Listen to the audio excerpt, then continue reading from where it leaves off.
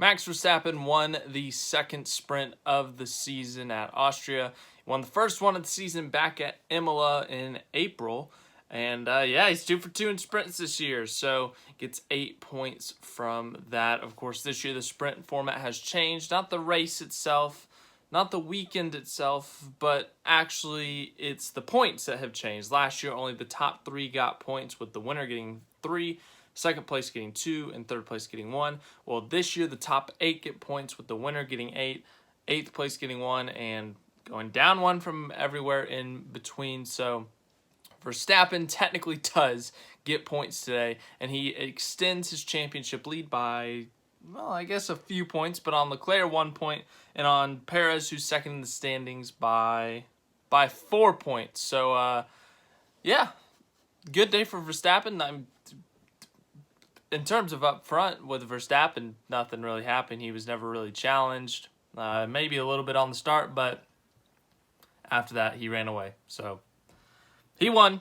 Again, there's literally nothing else much to say with Verstappen other than he won and never was really challenged. Pulled out to about a 3-second lead, and Leclerc closed in at the end, but I think he was pushing a little bit harder, and Verstappen was aware of, his gap. So yeah, the Ferraris, they had a nice little battle there. Sainz and Leclerc right off the bat.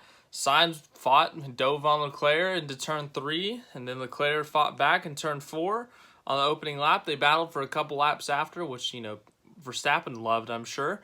But yeah, they were having a nice little battle there. Seeing them go back and forth was fun. Ferrari fans, the Ferrari pit wall was probably pulling their hair out because, their cars were getting close. I think Leclerc, when he finally got past Sainz at the end, he did push him a little bit. It was nothing like extreme, nothing bad, but, it was a little close for teammates, safe to say. So nothing bad happened there, but, it was fun to watch them battle, but, it did get close there. So if you're a Ferrari fan, I'm sure you were stressed. The Mercedes drivers crashed in the qualifying yesterday to set the starting grid for this race. Russell ends up 4th. Hamilton actually had a pretty decent battle with Mick Schumacher. Mick has been very good the past couple of weeks. Got his first career points last week at Silverstone, and this week qualifies 7th for the sprint race, and then he's holding off Lewis Hamilton for almost the whole race. He was getting DRS from his teammate, Kevin Magnussen. Magnussen being an amazing teammate there, giving him DRS. I don't know if he was intentionally doing that or what, but Mick was, half a second behind Magnussen and had Lewis Hamilton on his tail for more than 10 laps, I want to say. And finally, with 3 to go, Lewis Hamilton got by when Mick no longer had the DRS, and Hamilton was able to get around him. And then Mick did end up holding off Bottas, who had joined the party not long after, just due to Mick kind of holding up Lewis Hamilton. But Hamilton, Mercedes, clearly faster. And this is the 3rd time Lewis this year has gotten stuck behind someone that he has been clearly faster than.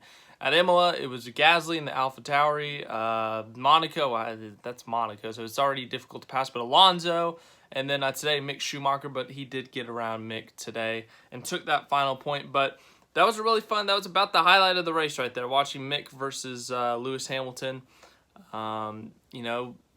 Nothing too crazy. Lewis Hamilton looked a couple times to try to pass, but couldn't do anything.